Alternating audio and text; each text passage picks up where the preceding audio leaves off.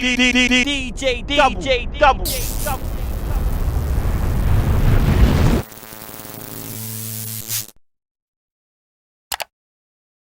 Five, what's good, brother? I'm good, bro. How you doing, DJDUBL? I'm alright, man. Welcome to the channel.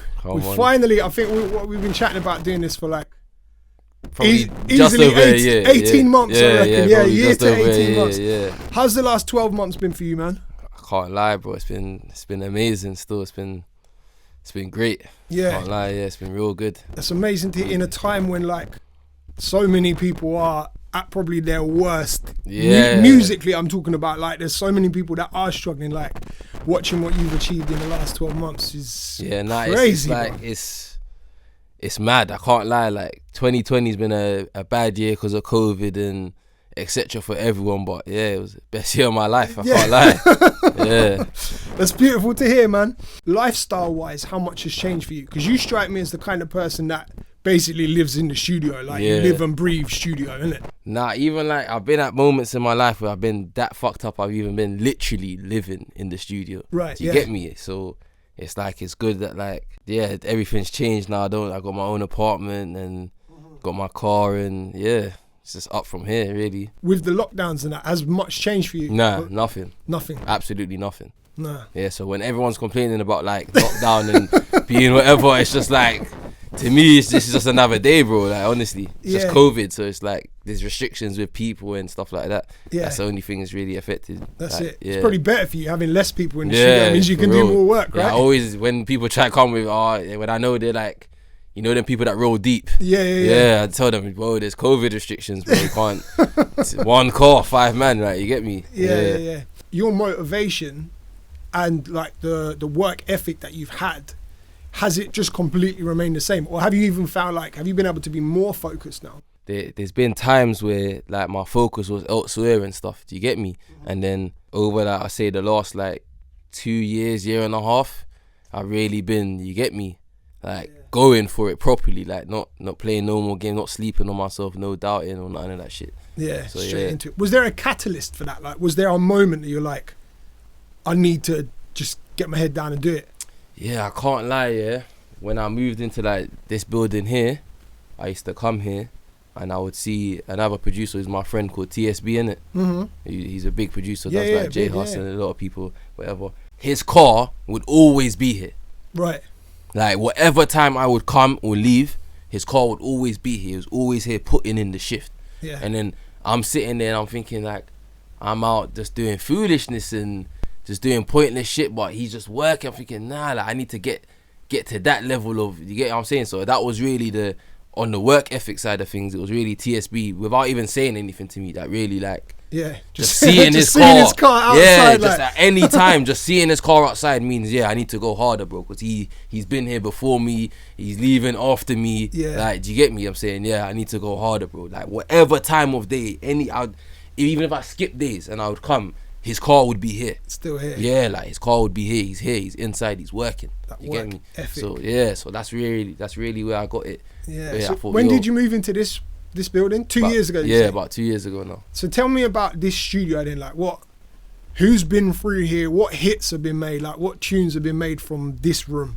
The bigger rappers more book like the bigger studios and stuff. Right, okay. And they don't really on the label. Yeah, and they don't really like to be around other studios and what. So not many big rappers would come and stuff, but more like underground stuff. Like I've done a lot of stuff with like GU here. Okay. I've done a lot of stuff with Seven Side here. Who else is there?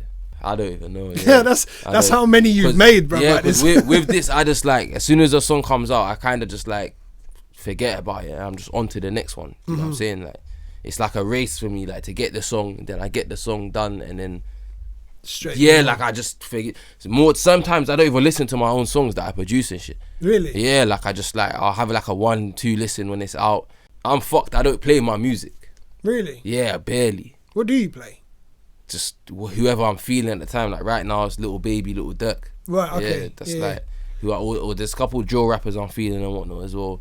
And so but I don't like to like be playing, and because I'm always around people in studio and stuff when I'm listening to music, whatever, I don't really want to be just playing my music all the time, sort of thing. You know what I'm saying? So I got into that habit of just not really, like, as soon as the song's out, it's just over for me. Like I've already heard it before it's out, and so it's just on to the next. I'm just always trying to get the next song now.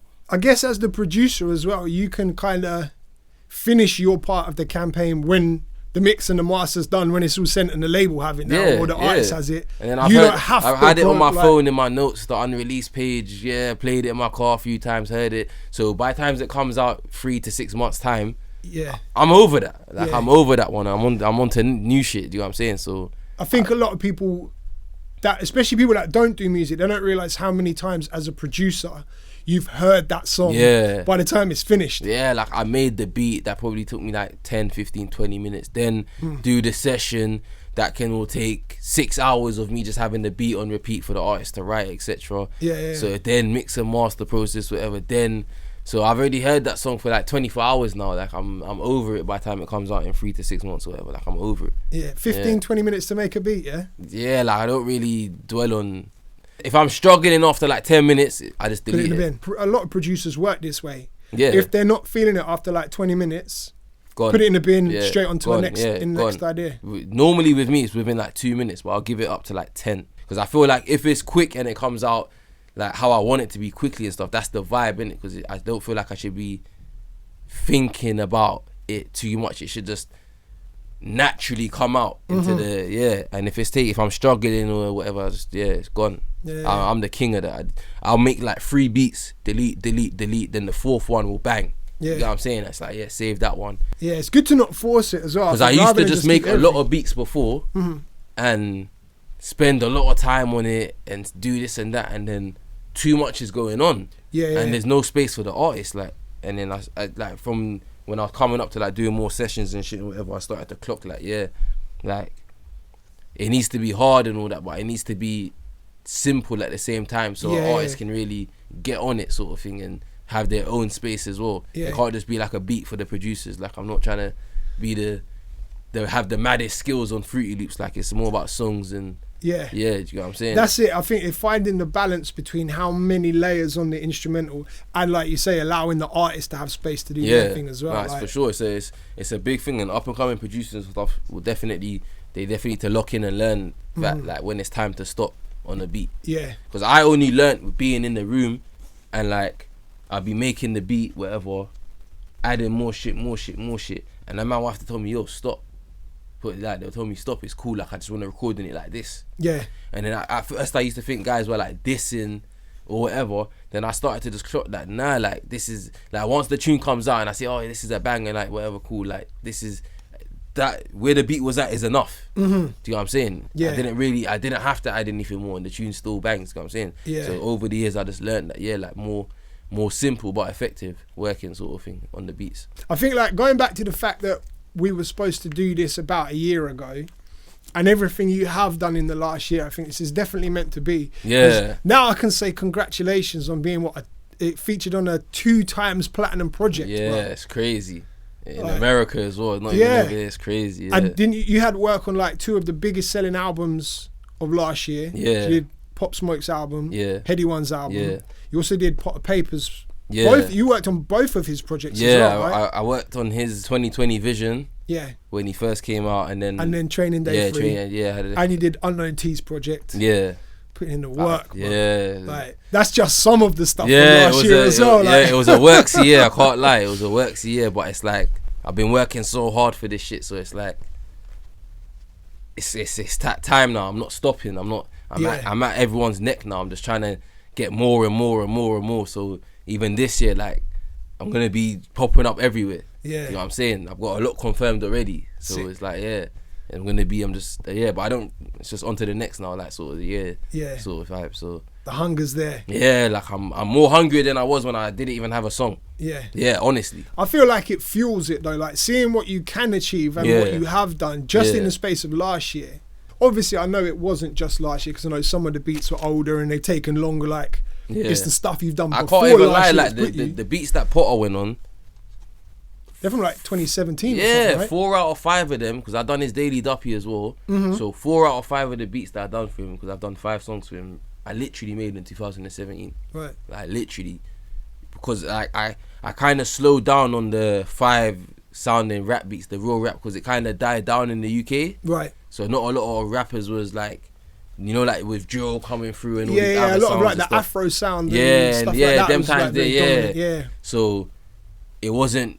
I kind of slowed down making it. So when I started like trying to make it again, like they weren't hitting like the old ones sort of thing. So when Potter came through, I gave him the old ones. But people think I made them. I was getting questions like, "Well, did you make this like yesterday?" I'm like, "Nah, like yeah." But that's the thing, though. It's only old to you. Yeah, that's It's true. not old. It wasn't old to me. Yeah. Those songs are just a year old, less than a year. Yeah, now, do you know what I mean? yeah, But to me, it's brand new music. Yeah, it's mad. I've It's just ever just ever thought old about to you like that, because yeah. you've been sat on it for so long. Yeah, But literally. But you know what it is with me as well. I know like I proved myself right there by giving a man 2017 beats. yeah.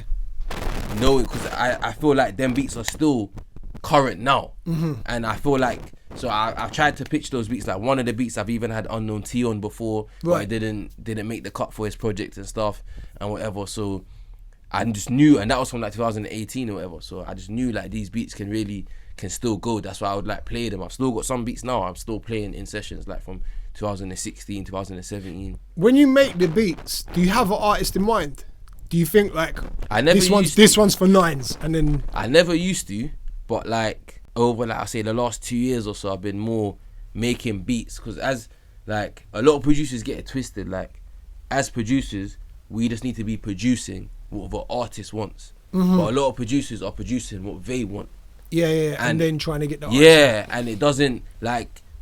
It could work like that, but for me and my experience, that hasn't worked like that. It's just more of like producing what, like just doing the job and doing what, like giving what the artist what he wants sort of thing. So you gotta like find the balance of like your style and the artist's style, and then put that into like one beat. Yeah. It sounds easy, but it's very hard. Yeah. Yeah. But it's like, yeah. Definitely. They might approach you as an artist, but like you have to take into consideration they're coming to you for your sound. Yeah, as well. Yeah. Rather than wanting to carry on doing what they're doing, they want some of what you put on the plate. Do you know what I mean? So that's a tricky fact. balance, proper tricky balance. Tell me more about your upbringing and that. What area did you grow up in? I grew up in Harrow. Right, okay. Yeah, Harrow all my life. And musically then, what were you exposed to like as a youngster growing up? Just like revival and reggae and shit, because both my parents are Jamaicans and Rastas and shit, so it's more just like that was like till about when I was in year 5. That was about to like year 5 sort of thing. I used to just listen to that solo, and then when 50 Cent dropped Get Rich or Die Trying, right, like when I'm seeing In the Club and all all that shit, I'm like, yo, I'm not really trying to hear all that no more. Like, this is what I'm really trying to hear. Do you get me? So I remember I begged my mum to like get me that CD, and she was like, nah, there's like bad words and stuff and shit. Right. But like after a year of begging, like I got it, innit? And Yeah. that's when everything just changed for me. That's just like when I really started listening to music properly. That was like with like the revival and the reggae and stuff, it's very like dance music. It's like it's for like dances and like raves and shit. It's like, but with like 50 Cent was coming with like Many Men and like I was gonna say it went from Lovers Rock on a Sunday afternoon to Many Men and PIMP. Yeah, like, you know what I'm saying? So in 21 Questions, I even know about girls that I'm in year 5 and I know about girls like that. I'm thinking, yo, this is like, you know what I'm saying? So everything changed for me from then. And then I used to listen to like, just after 50 Cent, I found out about like Dipset and all that shit. And then from there, like I kind of like started like studying beats. Right, okay. But not like studying beats, but just like, oh, like who made that? And like who made this? And so that the first proper producers I knew about was like heat makers. Right, okay. Besides that, obviously the bait ones like Dr. Dre and Timbaland, whatever. Like, yeah. But I used to like Dr. Dre and Timbaland. I still like their beats and stuff, but like heat makers were like sampling shit. Like sampling like shit like my dad would listen to. Right, yeah. But like put it into rap. So like when I heard them, I just fell in love with like Dipset, Jules Santana and all that. Yeah. And then Cameron and shit, yeah, as well with 50 Cent and shit. And then that's like everything changed from there. I don't even listen to like reggae or... Was there a point where you ever wanted to be a rapper before like a producer or even an artist? I used to like, I wouldn't say rap, but everyone used to write a 1-2 bars back in like... The playground days, yeah. Yeah, 8, year 7 and that, but... Yeah, like never like... Because at the same time, like I had friends like... Not even my friends, like my brother's friends and shit, who were like making beats and shit. And that kind of like... When I see a man like start a beat with like nothing to like it's a beat now. I'm like, yo, that's kind of mad. Like, so kind of like I kind of started falling onto that side a bit more. Then I got hold of like Fruity Loops, whatnot, and then yeah, I used to like remix songs and shit, right, and all that. So like back in like when I was in like year 9 or year 8 now, I remixed like I think it was like 50 Cent Candy Shop or something. Okay. Yeah, I remixed the Candy Shop beat, whatever. And then there was a rapper at the time called Shortman from like Wembley and shit. I think, or something. I don't even know where he was from, I'll be honest with you, but like I just knew him somehow, MSN or something. So like I made that, I made that little remix, and then he made a tune on it, and then he was like popping like back then and whatever. So like everywhere I'm going, I'm just hearing like people playing this tune, and I'm thinking, what's going on? Like I'm in like year 8 or year 9, like I'm like 12 or 13 or some shit, and I've got like a tune popping around Northwest and shit. Yeah. And I'm like, yo, this is mad. But then I just didn't think nothing of it. I kind of like tried to make a beat again, and it's never happened, didn't it? It was just shit. Yeah. And then so I gave up for a good couple of years. Then I kept trying like here and there, and then even like one time I produced another song for like Double S and that, when it was like a group, and Vertex and that back in the day, and like I remember hearing it on like DJ Target and shit. Right, okay. And like even like, so after I did that, DJ Target and DJ Logan Sama used to like chat to me, but I'm a youth man. I'm like 14. Right, okay. So I don't really know, like they're telling me like send beats, but I don't have beats. I'm making like a beat a year. I don't have beats, bro. Like I just made like one beat, cause like even with the Double S one, like it was a lucky one. My friend, who's a rapper, booked a session at Always Recording in Hornsey these times. Yeah. And so we travelled up there, whatever, on the train. We bumped like 2 trains and shit. No money, like just to get there and shit, whatever.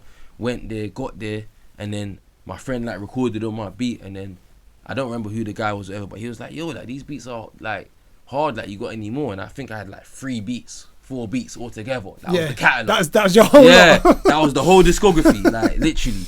So like I remember just leaving, like I had a USB, I remember like I just left the USB with my man, whatever.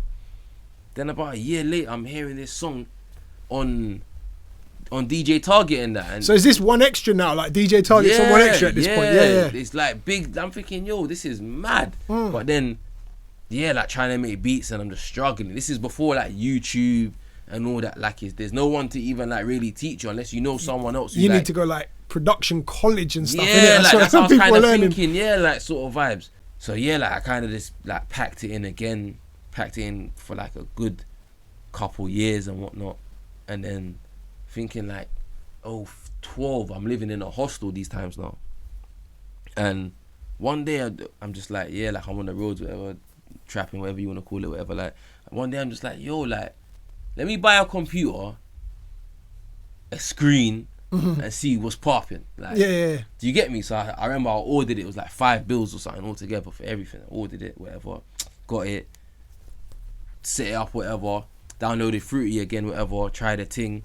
But it was like, because of YouTube now and stuff, it was like I could learn better, and it was like I could hear other beats, and there was more like going on sort of thing, like MySpace, and you know what I'm saying? So I'm just like, like I'm starting to like it and shit. And then so I got into it, I made like maybe like 20 beats again now, and then I just quit again, because like I didn't really know anyone or how to even get, like every time I got a song, it was just luck. Yeah. Like it wasn't like you know what I'm saying? So it was like, it was just demoralizing. I just gave up and shit. And then like about 14, I'm in jail now. And I'm just hearing like because I got 2 brothers in it. One of my brothers, he used to be in Heavy Trackers. So he made German Whip in it. Right. So I'm in jail hearing this on the radio every day, like 5-6 times a day. Charlie Sloths all got the drive time.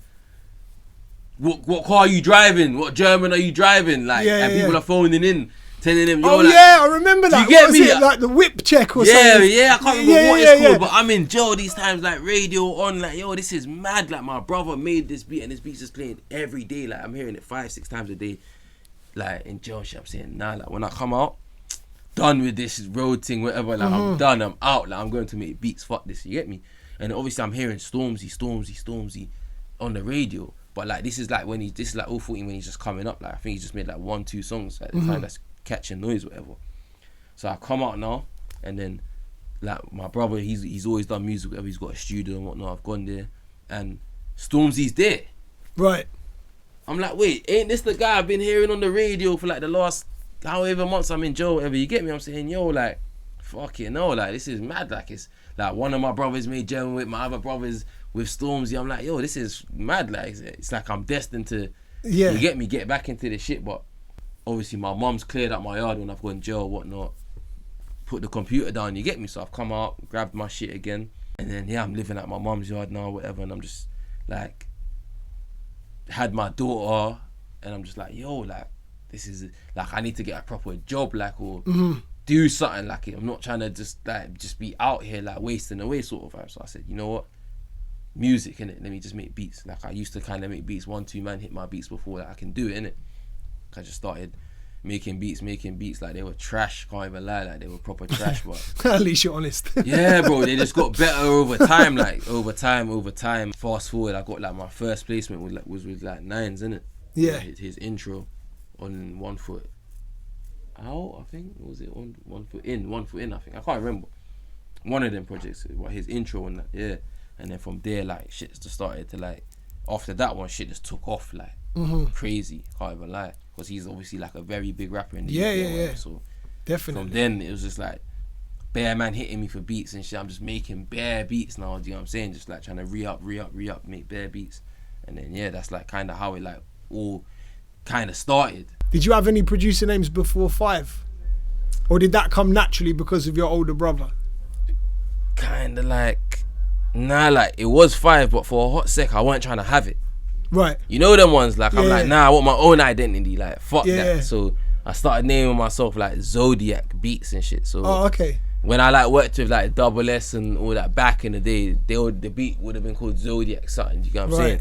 So yeah, but all my friends always still just called me 5, you get what I'm saying? 'Cause that would just be my name like around the ends and at school and all this shit. So that was pre-music then? I was named 5 from like I was in like year 6, bro. Right, my okay. brother's called 6 Foot.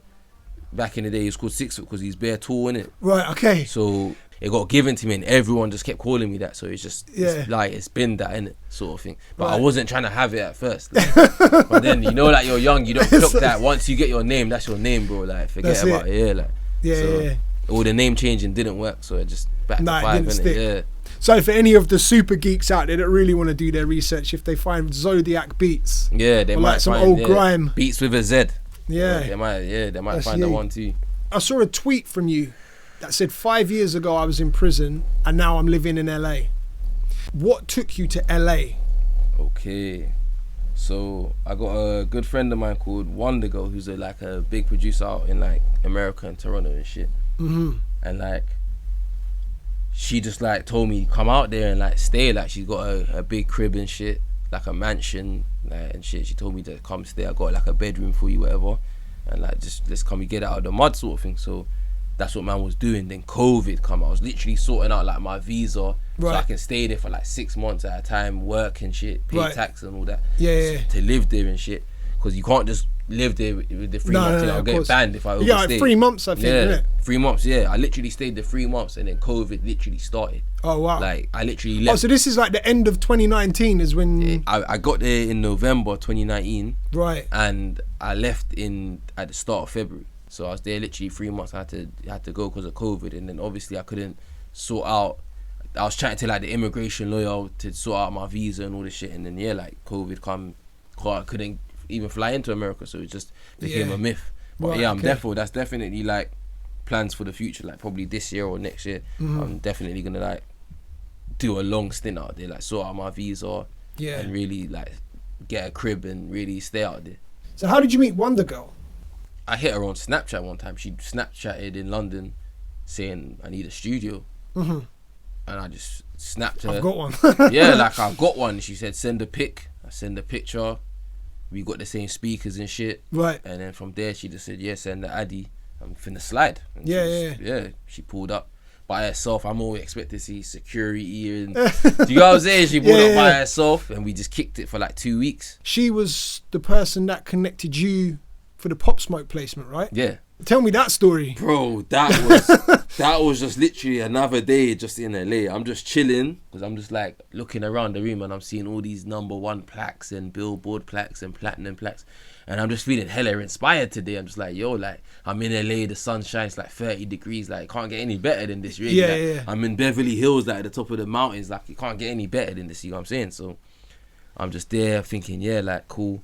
Let me make some beats. Then she comes downstairs now and says, like, oh, like, yeah, like, Travis wants some drill beats.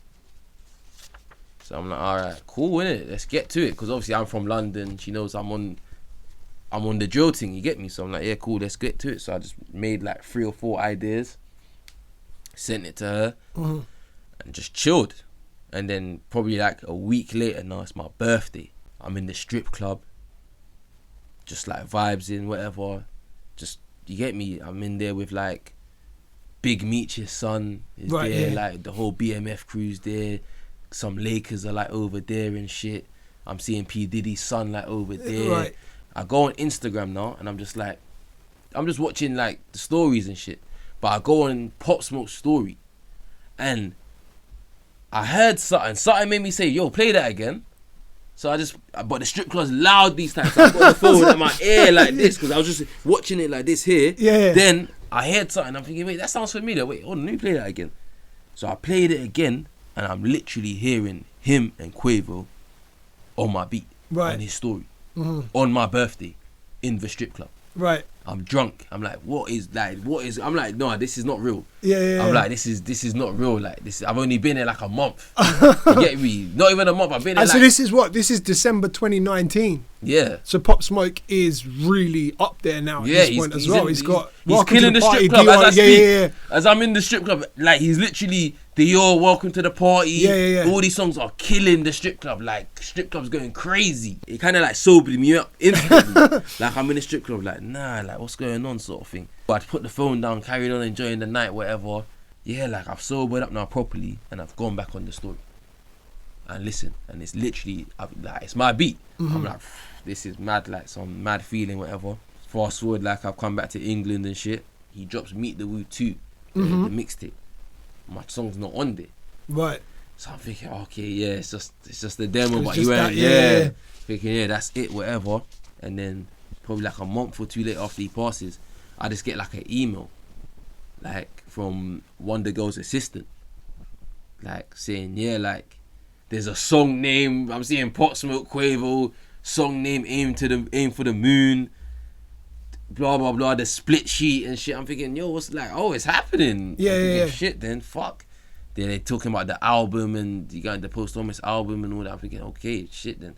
But I'm not really thinking nothing big like this. I'm not thinking, oh, it's gonna go do. I'm not thinking anything. I'm thinking, cool. If I even get a top 10 album in America, I've got something to build on for when I move to America. So Yeah, 100%. you get me? That's how I'm seeing it. So left it as that, whatever.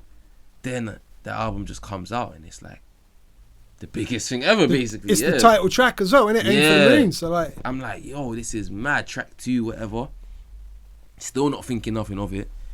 Then I think Academics was tweeting like the sales, what they're predicting the sales to be. Seeing 300,000 K sales the first week. Yeah. Saying, nah, that's mad. That's gonna be defo #1 and shit. Yeah. And then that's when shit like, I still wasn't thinking nothing much of it like then. And then when it really like hit #1, I was like, what the fuck, like this is mad. Yeah. You get me? So it was like, went from just like doing some songs in the UK. Like my highest charting album in the UK was #4 at the time. Right. Okay. With Nines. With Nines, right? Yeah. With Crop Circles. Nah, Crop Circle came #5. Right. Okay. #4 was One Foot Out. Right. Got you. So I've gone from that to straight like #1 America, Billboard. I'm thinking, yo, like shit's crazy. Like I'm literally just like thinking Wonder Girl and shit. Like, yo, this is like mad. This is like life changing shit. Honestly, do you know what I'm saying? How did Pop Smoke get hold of the beat? Because it was a Travis Scott beat originally, Yeah. So right? basically, she sent the beats to Travis. Travis pulled up on Pop and Quavo that night. Right. Which obviously I didn't know because I didn't see him in the snap or nothing. Yeah. In the Insta story, whatever. You get me? So Travis literally placed Like me So and he Wonder must have Girls just played beat. the songs. And He played the beats and I think they just went in. Because that night, I know that's the same night Travis made the song Gatty right, with okay. Pop Smoke. Yeah, yeah, yeah. Do you get what I'm saying? So, and that's the same night I think Shake the Room was made as well. I'm Okay, not it makes sure, sense, yeah. But I think that was the same night because I know Pop and Quavo, they were talking like they made like a mixtape that night. Like, I think Snitches was made that time. yeah, as well. I think it was either Snitches or I think Shake the Room or something. I think it was Snitches. Yeah, one of them songs was made like they literally that night. I heard like Pop and because obviously Wonder Girl. I'm in the strip club. It's my birthday. Wonder Girl. Standard. Yeah, Wonder Girl's gone to like link Travis and these lot. And Yeah. shit. So I've dropped her there, and then I've taken the car to go to the strip club, whatever. You get me? She's come back saying, yeah, like these lot made like 6-7 songs that night. Like Pop Smoke, Cold. Quavo, and then Travis and Pop Smoke made a few songs that night as well and shit. So I'm like, yeah, that's mad sort of thing. You get me? But I'm just like not really thinking nothing of it. Just back to making beats the next day and whatever Yeah. sort of thing. So yeah. Okay, so let me bring up a tweet that you mentioned, that you said, and I don't know, I want you to tell me where you were when you sent this, if you remember. And you said American drill is better than UK drill. Facts. Still now, yeah? Facts. Oh, you're going to upset some people, bro. No, but you know what it is, yeah? The UK focus on this, I wouldn't say focus, but a lot of the songs are on this like run a man down sort of. Yeah, It's yeah. more like it's predominantly like gang violence music. Yeah, yeah, yeah. And I feel like the American drill is just like music. Like Pop Smoke isn't like, even because on some songs he is saying the 1-2 things about his like ops or whatever you want to call them, whatever. But like the majority of the song is just about like life and music. It's not just about like his drill is lit. It's not like it doesn't make you wanna like it's not like demonic or not like down and it really works in the it's club. like lit, yeah, it's like club, it's like it's popping. Like I'm in the strip. That's what made me really fall in love with the American drill. Right, being okay. like hearing it in the strip club. Mm-hmm. Like seeing people drinking and smoking and really partying and having that. I couldn't imagine like many UK drill rappers being able to be like music's being able to be played in that sort of atmosphere. Yeah, yeah. Sort of Okay, thing. that makes sense. Well, I mean, I would never. That's why I like Central C because he's on the drill beats. Yeah. The beats are hitting, but it's like it's musical. It's like he's just rapping about like life. Even the videos are just looking like he's showcasing London. Yeah. For what it really is, like buses, like people at the bus stop, like people walking, people the underground stations. Yeah, the underground. Like he's showing London for what it really is, not just like your normal drill video with like some models and a Urus. Yeah. in the back. Do you know what I'm saying? Yeah, no, I understand that. I find like for a rapper, it's very easy for them to be like, no, I don't like that beat. I don't like beat. Next beat. For a producer, have you ever had a situation or like, how do you feel about saying to a rapper that's in the booth right now, like, nah, change that bit, or like, it's is it what? All right, let's use a very specific example. So working with Nines.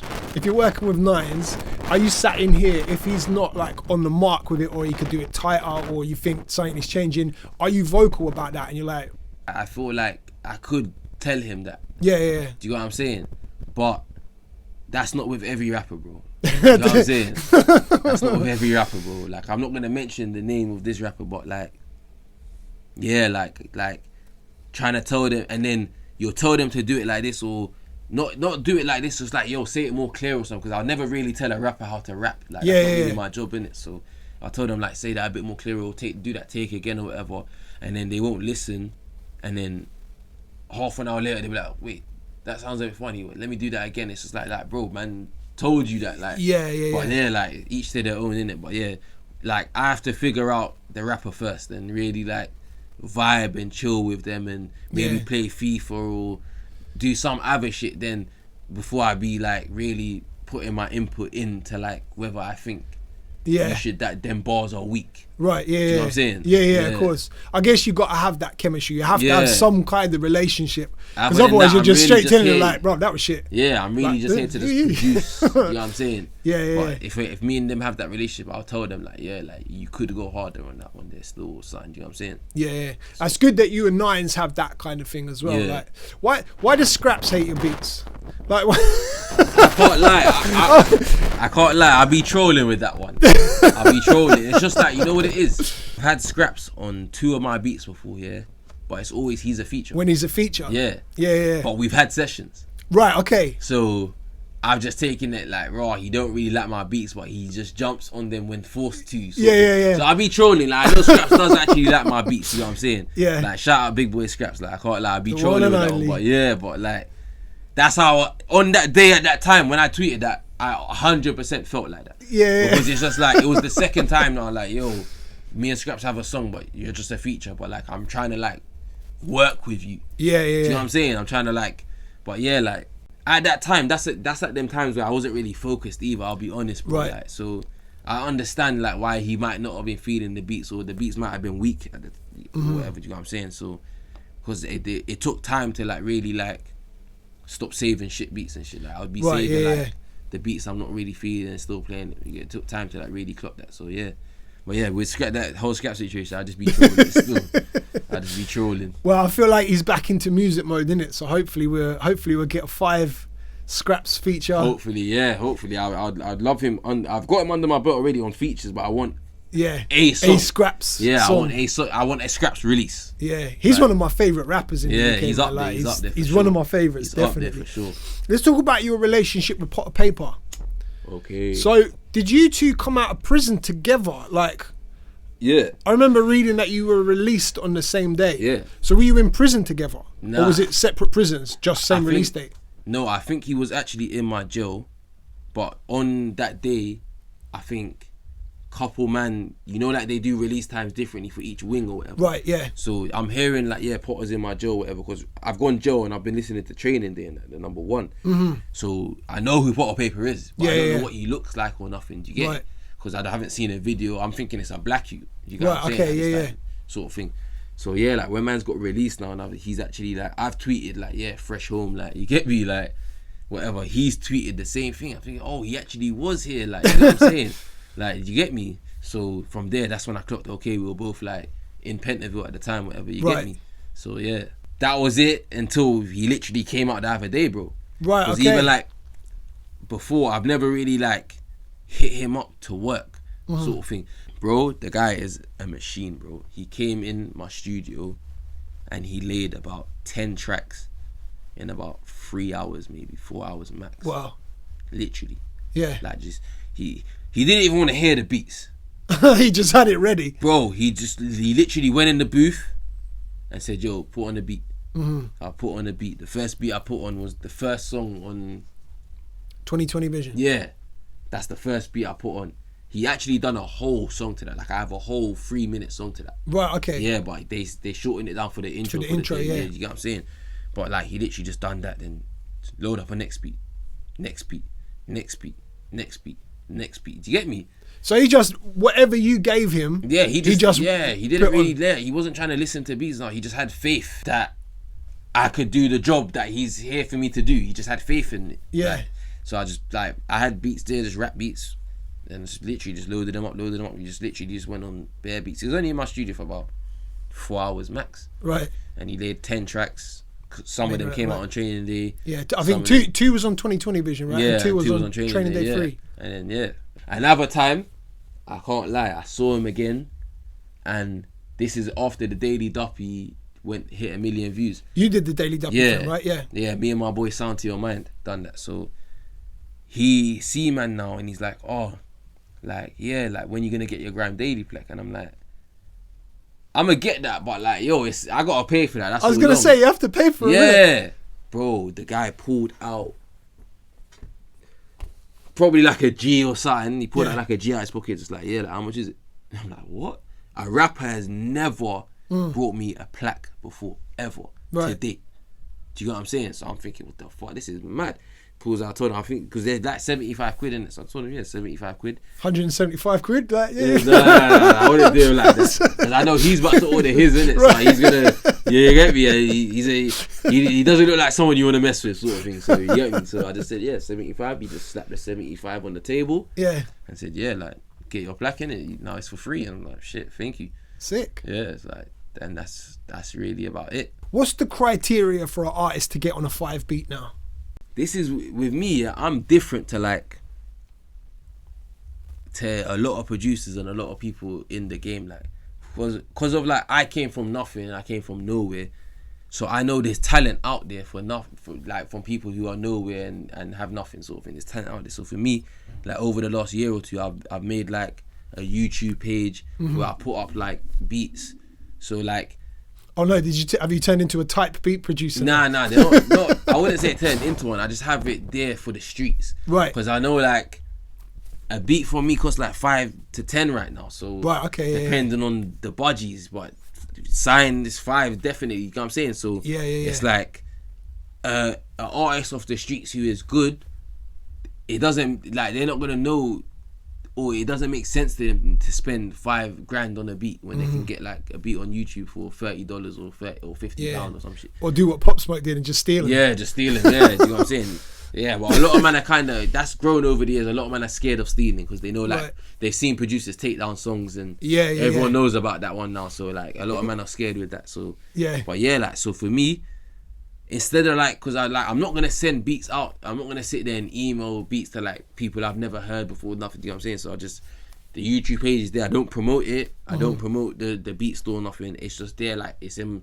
I've just got a website called 5beats.co.uk or .com or some shit, and it's just there in my Insta bio. Right. So like, because I kind of clocked when I put it there, my Insta was getting like 100, 200, 300 clicks a week. Right. From it. So I'm just like, just put every couple of months I put like 5, 6 old beats on there, but just like rap beats and shit, just like what I'm known for and shit, just to like help, you know, like, because even I can't lie, like I be hearing like, because the people will tag me in the song and all that, I be hearing like songs and like I'm really starting careers like from the YouTube page. Do you know what I'm saying? And I'm liking it. So it's like I'll always like feed the streets. That's me in it. Like that's my part in this thing sort of thing. Like I always like help the streets and help like people who come from nothing, who have no connection. But if I see a man's really trying, and obviously you have to buy it, you have to invest in it. Like you can't just, it's never a free thing. Do you know what I'm saying? Yeah. So if you're willing to like my beats on my page are like £100 or some shit, which is, it's just a lease. So I just be selling the same beat over and over, but it's just a lease, isn't it, sort of thing. But you can get a 5 beat that way, sort of thing. I just want like an artist, his first song to be on like one of my beats, and his first song to just like blow up, and he gets signed, and you know that story. I want one of them stories. Which is exactly the story of Mello. Yeah, Mello and Pop Smoke. Yeah, for real. Like that's that exact story. Yeah, so like, it really does happen. Yeah, like it's a good story, and it's like, not everyone's gonna have the budgets and all of that. And I can't lie, I don't really listen to like the industry music, so I listen to the street music still, like every day. So I'd rather like, if I think a man's okay, I'd rather like I produce for a man in the, not rather, but I like to like keep my name flowing on the streets too. I want you to give a little bit of game away for like the younger producers, because I get quite a few that hit me up and ask me about how to copyright their beats.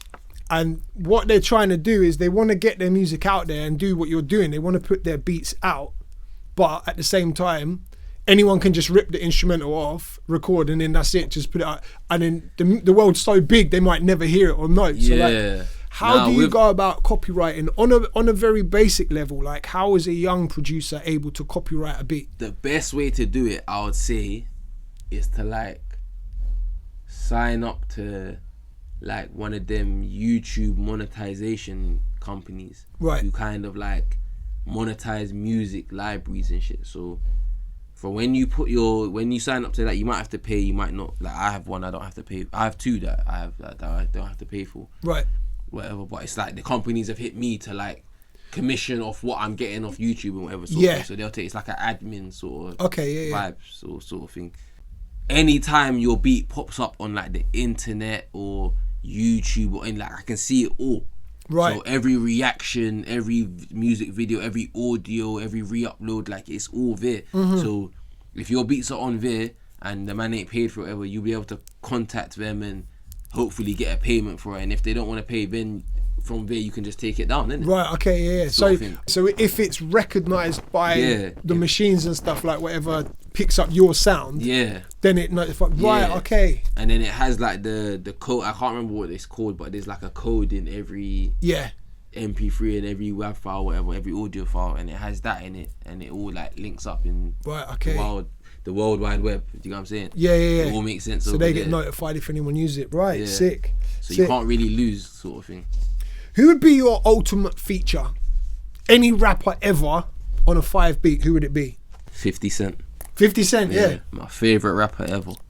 50 Cent. So you did a placement with Mustard on a Davido tune. Yeah. How did that come about? There was an A&R from Sony called Carlin, who I'm actually quite cool with still. Like, she's always helped me out from like when I was coming up and shit, sort of thing. So yeah, she got the session, she got sent to her, whatever, and she just sent me to the session, innit? Right. So I went there with my friend like Parker and Chris Ando. Chris Ando produced Vossy Bop for Stormzy, doing this thing. So yeah, we just went there, made the song, whatever, and then yeah, bro, that situation was fucked though. I can't even lie, bro. Why? Like, I had to nearly take the man to court to get my shit. You get it? Oh, really? Yeah, bro. Because, like, I don't think it was directly Mustard's fault, though. I feel like, I don't know, because they basically just took our stems. Mustard added, like, the mustard shit that he adds and shit. And then, yeah, like, tried to not credit or pay. Put his tag on it, you mean? Like? Yeah, he put his tag on it and he added, like, a few additional production and shit. Yeah. But he didn't really add much, and then he never really tried to, like, I don't know if Davido, whatever you call him, really told him, like, he might have just told him, oh, this is a YouTube beat or something. I don't know. Right. Do you know what I'm saying? I'm not really holding Mustard. The only person I hold accountable for it is Davido, sort of thing. Yeah. But yeah, like, information wasn't really laid on to Mustard, whatever, and he didn't know that, like, us man existed on the production and shit. Right. But in his fair to him, like, he kind of sorted out the situation and shit before it got to, like, all of that. You get me? That's good. So it's all blessed. So you got what was owed from that session. Yeah. So it's all blessed. I still get paid, like, from that song, but the song wasn't really that big. Do you know what I'm saying? Yeah. In terms of placements, because this is another thing you said, is you put producers. You tweeted this. Producers need to understand this ain't a talent show. It's a placement show. Yeah. And I was like, yeah, that's the best way to describe it. You know what it is? I just be chilling sometimes, yeah. I just be chilling, I can't lie, yeah. And you know, like how a rapper would just get like a sick 1-2 lines come to their head. I just get a sick 1-2, like that literally came to my head. I'm thinking, bro, is it like I think I was talking to my cousin Liquid Dots, who's a producer coming up right now. And I was like, bro, these men think it's a talent show, bro. It's not, it's a placement show. Yeah. And then I was like, oh shit. Just hit my phone straight away, tweeted it, and the tweet like kind of blew up and shit. Let's talk about placements, because I feel like this is another thing that young producers don't even know exist. Yeah. They just think like, I just send my beats and they're just hitting emails and DMs, listen to my beat. To my beat. They don't realise that sessions happen, producer camps happen. Like, they don't know that these are things. That's very true. That's very true. Talk more about placements, like what they are, how you get into them, like how you even get given a placement. For me personally, a placement is a song that you have been paid in advance for, and then you also getting your royalties and your masters and whatever. Do you get me? That's what I class as like a placement is like. It's also not even that, to be fair. It's like more of like working with a rapper who's actually making money from music for you to make money too. That's what I class a placement as. Like when I came up with like the only man that was buying beats off me was Nines. Right. Anything else you heard for like the first 2 years was just me sending out beats and giving man free beats just to build the business. You know what I'm saying? Okay. So there was no split. There's no business discussion. There was no payment, nothing. Yeah, it was just like, yo, what, you're gonna hit my beat? Like, I'll send beats. Oh yeah, I want to do something. It's cool. Bet. On to the next. Like, it was just, I just want people to hear my beats. Like, it wasn't about money. It wasn't about, like, that's what a lot of young producers and a lot of producers do get fucked up. Like, if you're building a business and shit, like, you can't base everything off money. Sometimes, like, because now you're charging this much for a beat or whatever, the man doesn't hit your beat and then you get no music out. Right.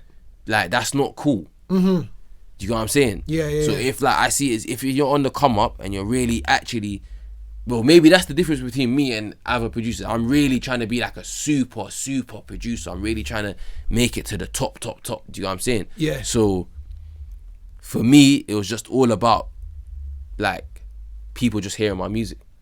I was just happy with that. Like, I didn't want money. Like, I just knew if people hear my music, eventually I can turn this all into like a business. Yeah, Do you know what I'm saying? But I took it slow. First couple of years, I was just sending out beats, just getting songs. Obviously, I'm getting, people are cutting me on PRS, so I'm starting to see a little PRS check here and there. PRS they starting to look good. Yeah, PRS is starting to like load up and shit. Like, I'm thinking, all right, cool. Like, you get me? But I'm still not like getting advances. Only Nines, because Nines was like signed, so he had to like give advances because he signed. You get what I'm saying? So yeah, I'd probably just say around like just like after Crop Circle time, I started to really like turn it into a business. Like really like, yeah, cool, send you this. Yeah, like I had managers before, but they were just like collecting. They weren't really bringing no opportunities to me, and there was even like telling me not to work with Nines and shit. Like, it's not going nowhere. I'm thinking, yeah, you lot don't know what's going on. Right, yeah. You lot just in the office, like, you lot don't know what's going on, sort of vibes. I even remember like going into like meetings with like publishers, and they're telling me, yeah, like Nines ain't a placement, Nines ain't a cut, and I'm thinking, bro, like, you know, like, he just got signed now. You don't know like what this project's gonna do, and this project came in number 4. Like, you know what I'm saying? So that's what Crop Circles or one foot out. Yeah. So I'm thinking, what? Like, this is mad. Like, this don't make that, you lot are not seeing, just because obviously he gets a lot of views on YouTube. Yeah. But he wasn't at the time. He wasn't putting his music on Spotify and all. He didn't know about it. Didn't get much radio play either. Like. Yeah. So people wasn't. So in like, which is understandable. At like an office and or like a publisher or whatever, they wouldn't understand how he's gonna turn into money or whatever. So it's like, cool, whatever. But yeah, then I just started after that Crop Circle.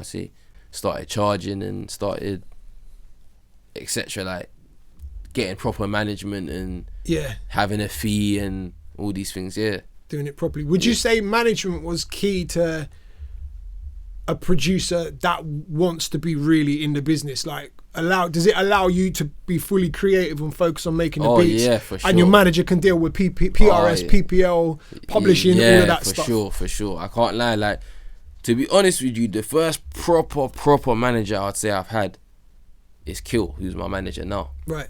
He's like the first guy I've seen that's like really like just leaves me to make music. You got some music coming on the new OFB tape. Is it? Yeah. You've been so funny enough, I literally just got the confirmation for that, like super, like I say, like 3 days ago or something. Yeah. I know my stuff, bro. Like. Yeah, no, you're on point with it. Is it drill? Nah, it's rap. Okay. I got them on a 5 type beat or whatever you want to call it. Yeah. So tell me about the session then. Was it like, were you giving them much direction? Yeah, so basically like, got told the sessions at this time. Obviously they came late. Standard. Yeah, I feel like that's everybody. Yeah, I wasn't even fussed about that at all. Like, that's just standard. Then obviously, but only double L's came. Right. So we're waiting for so double L's came like an hour late. Then Bando came like maybe like an hour after that. Right. Do you get me? So yeah, like I'm just here with double L's. We're going through beats and whatnot. I'm showing him. I'm thinking it's a drill session. I'm playing drill beats, whatever. Yeah. Then playing beats, and he's like, "Yo, play me some rap beats though." I'm thinking, what, you don't even rap though, like, sort of thing. Like, but I was like, cool, whatever. Like, I'm just here to just produce in it. That's how I always think. So I didn't say that out loud. Obviously, I was thinking, well, I've never heard you lot on like a rap thing, but just in my head, sort of vibe. And that's what I was saying earlier though, about people coming to you for you rather than you doing what they're used to. They that's true. You. And then like, so I think it was like the first or second beat I played, and then like I played it, and then I played it for like maybe 30 seconds, and I went to skip it. I went to play the next beat, and Bando's like, no, back, go back to that one.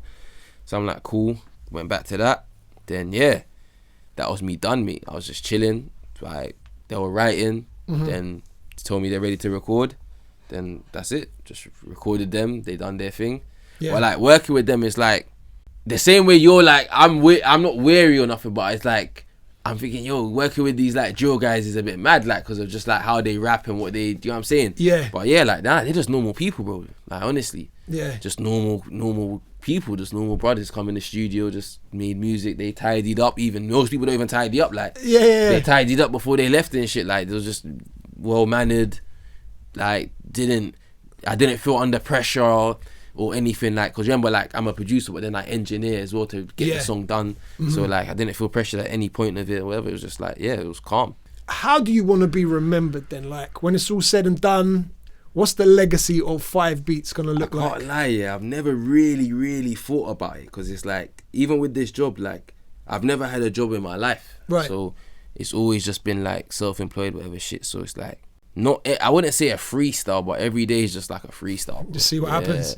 Every day I'm just going with the flow, bro. But like, what I really want to do, I really want to like DJ, become like, do like tour, but for like my music and my production, Right, okay, yeah. my own singles, and my fans want my tunes that I've produced to be played. Like, really just like do it all, fam. I just want to like do it all. Like, I respect like DJs like Martin Garrix and shit. Like, really, Yeah, really. yeah. Like, no, Wow. I don't listen to it like that. But funny enough, I do, because even like a lot of the songs you've heard that I've produced, Yeah. with all these samples in it and shit, and all these whatever, are from house music. Right. Okay. Yeah, like, I'm a big. Like, I don't listen to like. But that's like proper like EDM house music. Innit? Nah, Like not Martin the ones Garrix that is like. making. Some of them get really techie like that. Yeah. But like, you know the bit where they break it down, and Right. that's the bit I'll sample. Okay. Where like all the noise is gone, and it's just like the vocals and the music. That's the little Yeah, bit I would yeah. sample and then make beats out of. So like, Right. a lot of my beats are from like house. It's like, I go on YouTube and type in vocal chill step Right. Okay. and vocal dubstep, and just get just dubstep with all house music, whatever, with vocals in it, and literally just rip it from there, change it up, whatever. You get me? So the goal then is to turn 5 Beats into like the mega brand. Yeah, for Out there sure. doing shows. That's bringing why like people the out. next, I feel like the next step for me is like really to like get it kicking in America. Yeah. You get me? Like, I've done a 1-2 out there, but now it's like I need that. I Yeah. want 10 out there now. Yeah. And Yeah. yeah, you get me? I really feel like that's I a want to get my massive name difference. buzzing over there. That's a huge difference with the American scene and the UK scene. The Americans seem to celebrate the producers. Yeah. Like, the producers really Yeah. are the superstars in rap as well. That's why for me, especially that when I go out there for my long periods of time, I'm not just gonna be working on bigger rappers and shit. I'm gonna be like working on like rappers on the come up. I really want to come up with a rapper, Yeah. who's really on like 10-20K on Instagram, and we really like Just made build. it happen, and he's like on 1 million. Like, I really want to come up with a rapper like from the ground up.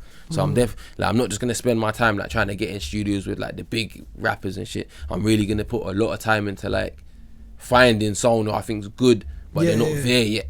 They're not like kicking yet, and I really want like a man's first hit in America. You know, like like when a man like the Baby dropped his first song that we all knew about. Yeah. Like that. I really want like that, like from going from no one to like a big hit sort of thing. Yeah. Like, you get me? Why America though and not like the UK? Just Because everything's just times 10 out there. right. Like the lifestyle, the More prospects. yeah, the money, the streams, the whole, everything's just like, it's like the where you need to be if you're making music, bro. Like, honestly, Yeah. it's just like where you need to be, like, literally. Sick. It's just more like it's just much better. Yeah. Yeah. Well, bro, thanks for the conversation, man. Like, it's been very, very sick No, thank you, bro. chopping it up with you. Thank Long you. time coming, but Trust me, bro. You don't even know, but you get me. When I was in jail, I was hearing you on the radio. You got me through my bird, like literally. Yeah. I was hearing you daily and all that on the radio. I was locked in still on. Was it Beat? yeah. It was no, bang yeah, radio, bang radio. Yeah, Yeah. back in the day. So yeah, like it's been. Even before I was really taking this shit serious, and all that, I really like one day I'm gonna have one of these interviews. You Yes. get me? We Like, made literally, it, bro. yeah, We like, made it. literally. So Sick. I'm just happy I'm here, like literally. Yeah. 5 Beats. Thank you, man. Nah, peace, love, bro.